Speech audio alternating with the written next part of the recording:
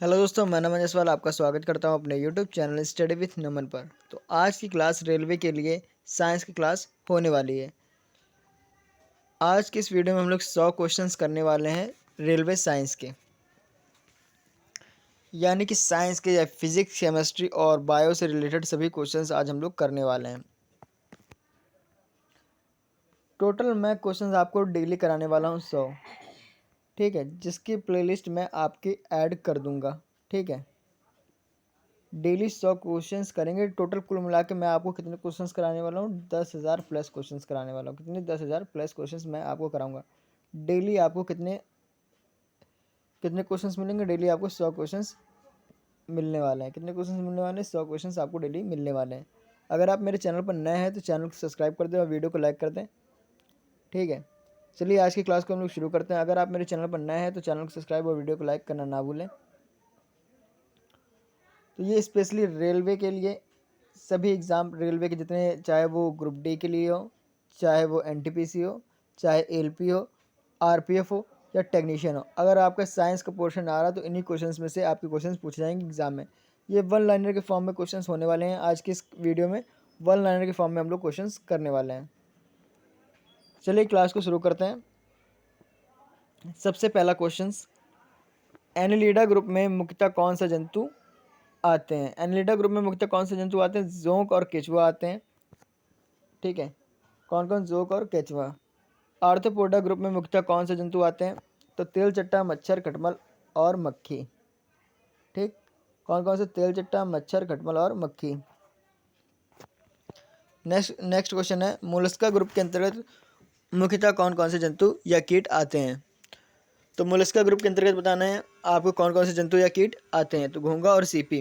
कौन कौन से आते हैं? घोंघा और सीपी, याद रखिएगा। नेक्स्ट क्वेश्चन है, इकाइनोडर्मेटा संघ के अंतर्गत मुख्यतः कौन कौन से जंतु आते हैं?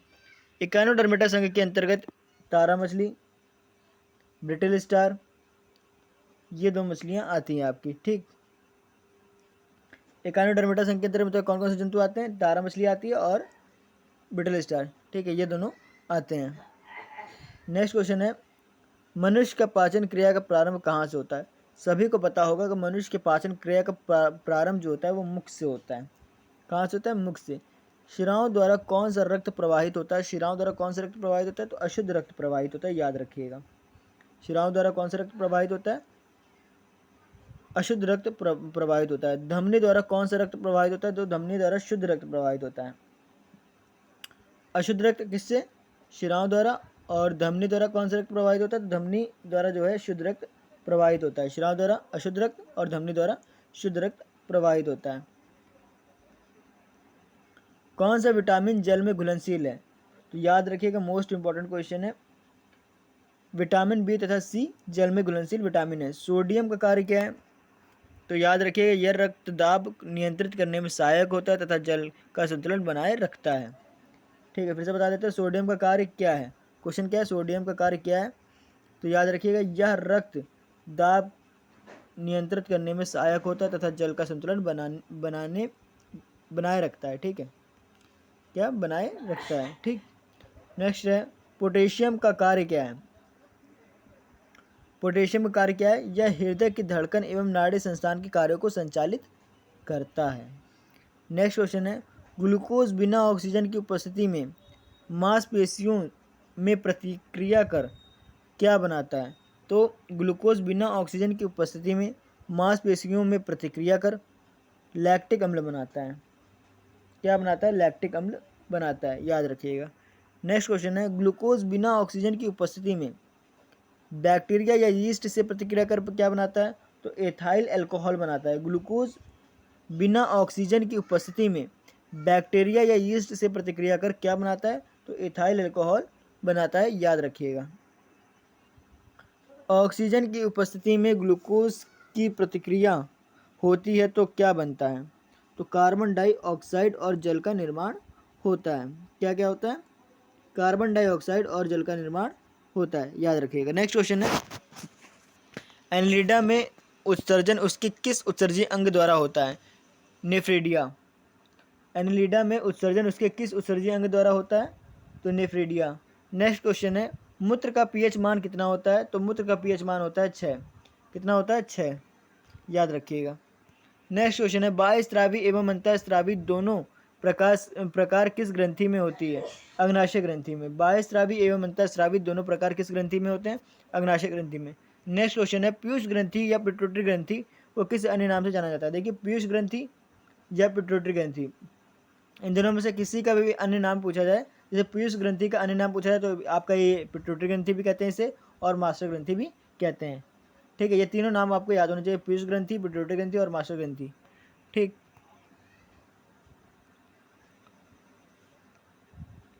स्प्रिंग को अपनी सामान्य लंबाई पर वापस लौटने के लिए लगने वाला बल कहलाता है? तो प्रत्यानयन बल क्या कहलाता है? प्रत्यानयन बल कहलाता है। कैसे? देखिए, जैसे कोई स्प्रिंग है, ठीक है,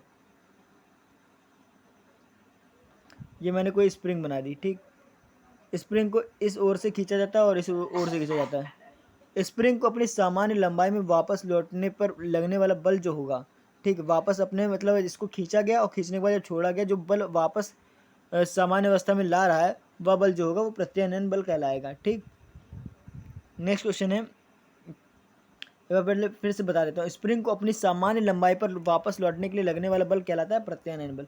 आपको उदाहरण से समझ में आ गया होगा। नेक्स्ट क्वेश्चन है, पौधों के लिए सबसे अच्छा उर्वरक कौन सा है? तो कंपोस्ट, याद रखिए कौन सा है? कंपोस्ट।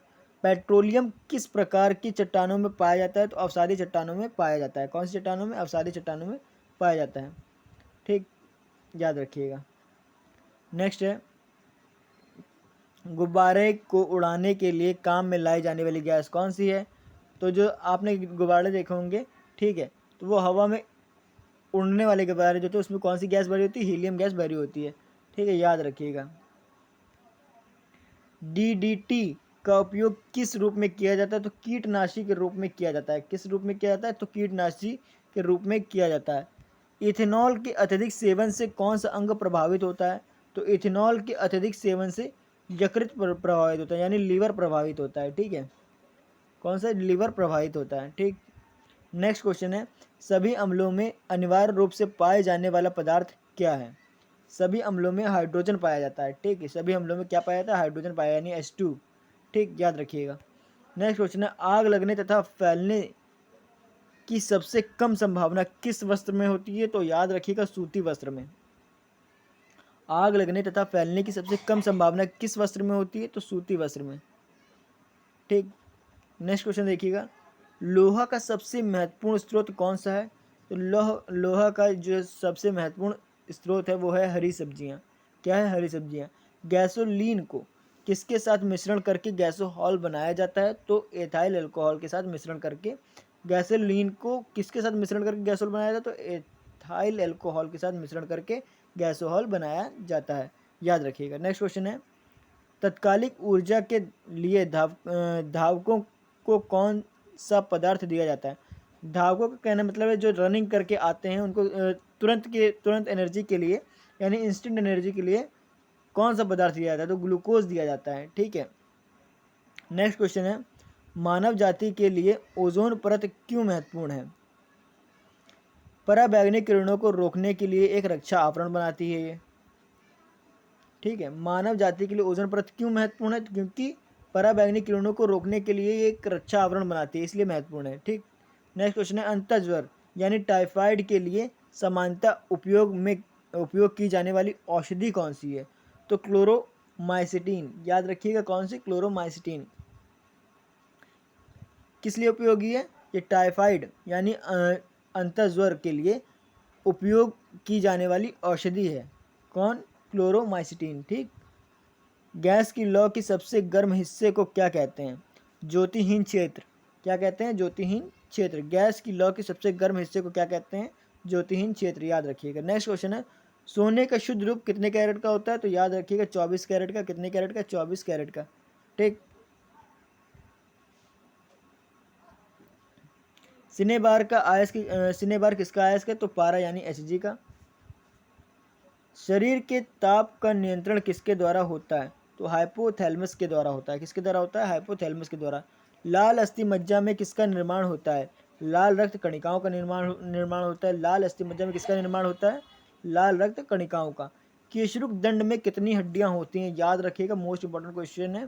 केशरुक दंड में कितनी हड्डियां होती हैं? तो 33 हड्डियां होती हैं। याद रखिए कितनी हड्डियां होती हैं? 33 हड्डियां होती हैं। बीसीजी का पूरा नाम क्या है? देखिए, बीसीजी का पूरा नाम है बैसिलस कैलमेटे ग्यूरिन। यह है बीसीजी का पूरा नाम, याद रखिएगा। एथलीट फुट नामक रोग किससे होता है? देखिए, एथलीट फुट नामक रोग जो है वो कवक द्वारा होता है। दमा नामक रोग भी जो है वो कवक द्वारा होता है। दोनों याद रखिएगा, मोस्ट इंपॉर्टेंट होने वाले हैं आपके एग्जाम की दृष्टि से। फाइलेरिया नामक रोग किस कारण से होता है? तो कृमि द्वारा, यानी वॉर्म। ठीक, किसके द्वारा होता है? कृमि द्वारा।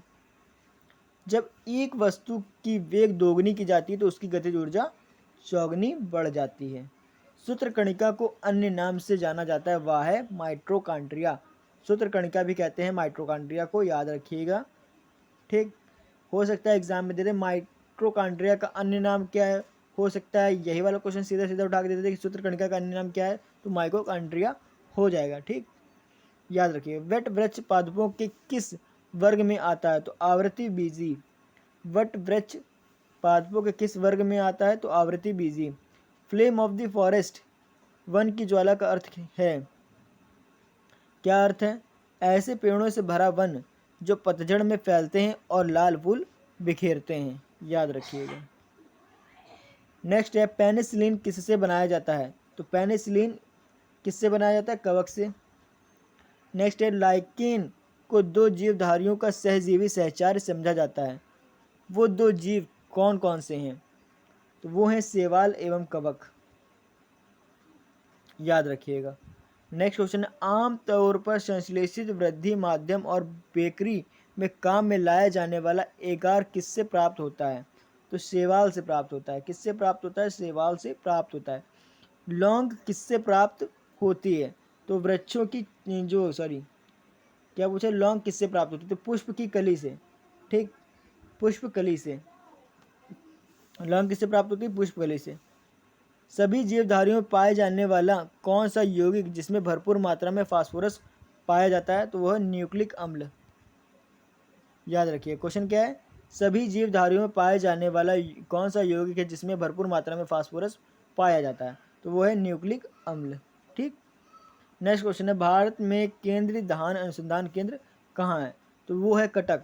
कटक को कैसे याद रखेंगे? जैसे आप चावल को लेते हैं, चावल यानी धान को लेते हैं, धान यानी चावल, धान से ही चावल बनता है। ठीक, धान को छीलेंगे तो आप चावल पाएंगे इसमें। तो जब इसको चावल को खाया जाता है तो उसमें कट कट की आवाज़ आती है, तो उसी तरह से आप याद रख सकते हैं कटक। कटक और उड़ीसा।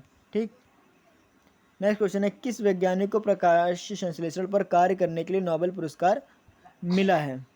किस वैज्ञानिक को प्रकाश संश्लेषण पर कार्य करने के लिए नोबेल पुरस्कार मिला है? तो मेल्विन कैल्विन को।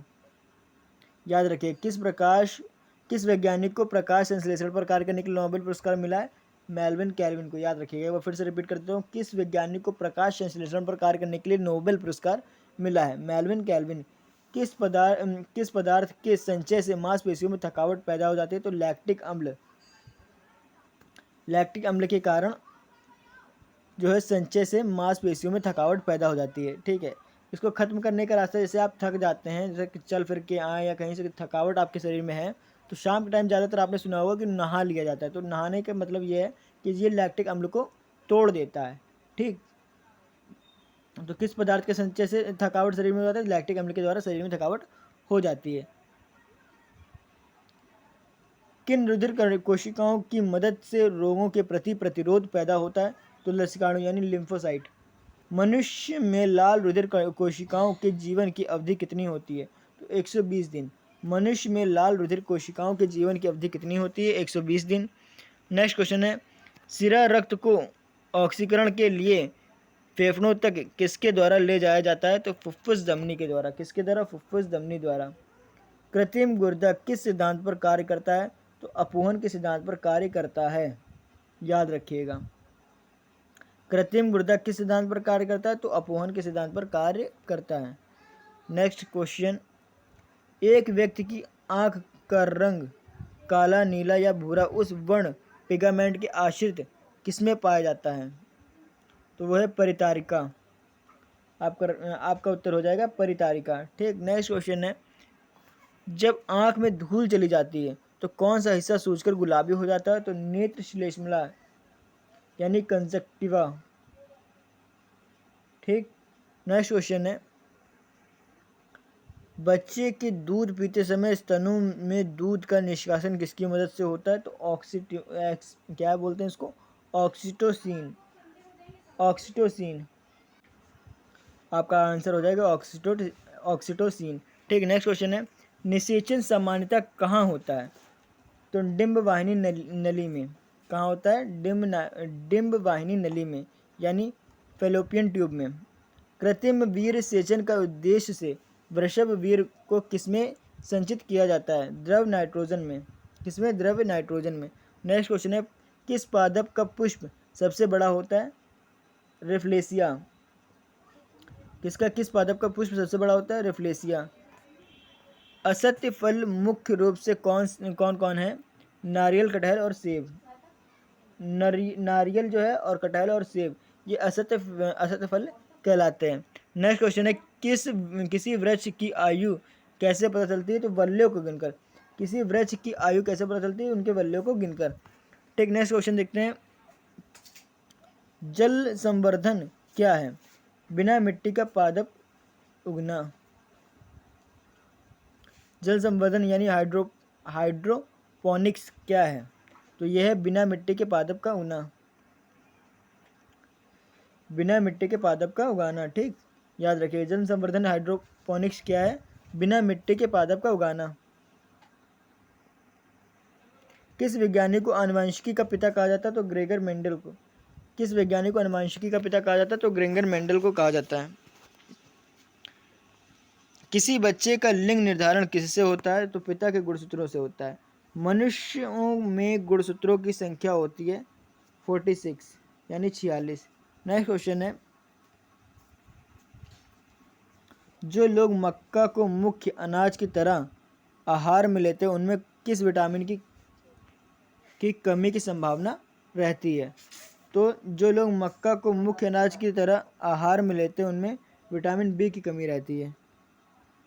किसी सदिश का परिमाण कभी भी नहीं हो सकता? तो किसी सदिश का परिमाण कभी भी ऋणात्मक नहीं हो सकता है। क्या? ऋणात्मक नहीं हो सकता है। कपास रेशा किससे प्राप्त होता है? तो बीजों से। ठीक है, नेक्स्ट क्वेश्चन है, ताजे निकले मूत्र में कोई खास गंध नहीं होती लेकिन कुछ समय बाद उसमें अमोनिया जैसी तेज गंध आने लगती है, क्यों? क्योंकि जीवाणुओं द्वारा यूरिया जो है अमोनिया में बदल जाता है। याद रखिएगा। नेक्स्ट क्वेश्चन है, किस मछली में शल्क नहीं होता है? किस मछली में शल्क नहीं होता? तो कैटफिश में शल्क नहीं होता है। ज़्यादातर मछलियाँ जल में नहीं डूबती, क्यों? वात अवशय के कारण। नेक्स्ट क्वेश्चन है, सर्वप्रथम विषाणु को शुद्ध क्रिस्टलीय रूप में किस वैज्ञानिक ने अलग किया? WM Stanley. सर्वप्रथम विषाणु को शुद्ध क्रिस्टलीय रूप में किस वैज्ञानिक ने अलग किया? याद रखिएगा, WM स्टेनले। ग्रेगर मेंडल ने किस पौधे पर शोध कर आनुवंशिक सिद्धांत प्रतिपादन किया? ग्रेगर मेंडल ने किस पौधे पर शोध कर आनुवंशिकी के सिद्धांत का प्रतिपादन किया? तो मटर के पौधे पर। याद रखिएगा। लिटमस किससे मिलता है? तो लाइकेन से मिलता है। याद रखिएगा, लिटमस किससे मिलता है? तो लाइकेन से मिलता है। मलेरिया के उपचार की दवा किस स्रोत से प्राप्त किया जाता है? तो सिंकोना वृक्ष से। अफीम जो एक पादप उत्पाद है किससे प्राप्त होता है? सूखे लेटकस से। किससे प्राप्त होता है? सूखे लेटकस से। नेक्स्ट क्वेश्चन है, वाणिज्यिक कमर्शियल काग किसके छाल से प्राप्त होता है? बलूत यानी ओक। पश्मीना ऊन बकरी के किस नस्ल से प्राप्त होती है? तो चेंगथंगी। पश्मीना ऊन बकरी के किस नस्ल से प्राप्त होती है? तो चेंगथंगी। याद रखिएगा। मवेशियों में बांझपन किस रोग के कारण होता है? तो बैंग रोग के कारण। मवेशियों में बांझपन किस रोग के कारण होता है? तो बैंग रोग के कारण। नेक्स्ट क्वेश्चन है, अधिक शराब पीने वाले लोग अधिकांशतः किस बीमारी से मरते हैं? तो सूत्रण रोग, किससे मरते हैं? सूत्रण रोग। राइबोसोम किसका कार्य करती है?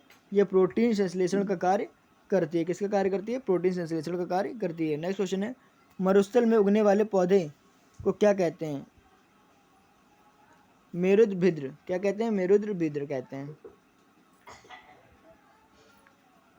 भोपाल में 1984 में जो गैस लीक हुई वो कौन सी है? Methyl isocyanate. कौन सी है? Methyl isocyanate. भैंस की मुख्य नस्लें कौन कौन सी हैं? मुर्रा, सुरती, भदवाड़ी और जाफराबादी और महसाना। कौन कौन सी? मुर्रा, सुरती, भदवाड़ी, जाफराबादी और महसाना। नेक्स्ट क्वेश्चन, केंद्रीय बकरी अनुसंधान संस्थान की स्थापना कहाँ की गई? तो उत्तर प्रदेश के मथुरा के पास मखदूम में। कहाँ? मखदूम में। राष्ट्रीय ऊँट अनुसंधान केंद्र कहाँ पर है? बीकानेर, राजस्थान में। कहाँ पर है? बीकानेर, राजस्थान। बीकानेर, राजस्थान, याद रखिएगा। नेक्स्ट क्वेश्चन है, क्या क्वेश्चन था? राष्ट्रीय ऊँट अनुसंधान केंद्र कहाँ है? बीकानेर, राजस्थान में। ठीक। दालचीनी कहाँ से प्राप्त होती है? तो वृक्षों की छाल से प्राप्त होती है। एक क्वेश्चन है, मसालों की रानी किसे कहा जाता है? तो इलायची को कहा जाता है, याद रखिएगा, मोस्ट इंपॉर्टेंट क्वेश्चन है, स्टार लगा लीजिएगा। नेक्स्ट क्वेश्चन है, फूलों का अध्ययन क्या कहलाता है? एंथोलॉजी कहलाता है। क्या कहलाता है? एंथोलॉजी कहलाता है। वैसे ही रेशम के कीटों का अध्ययन क्या कहलाता है? तो याद रखिएगा, सेरिकल्चर कहलाता है। क्या कहलाता है? सेरिकल्चर कहलाता है। ठीक। पेडोलॉजी किसका अध्ययन है? तो मिट्टी का अध्ययन है। किसका अध्ययन है? मिट्टी का अध्ययन है। नेक्स्ट क्वेश्चन है, सिस्टमा नेचर किसकी पुस्तक है?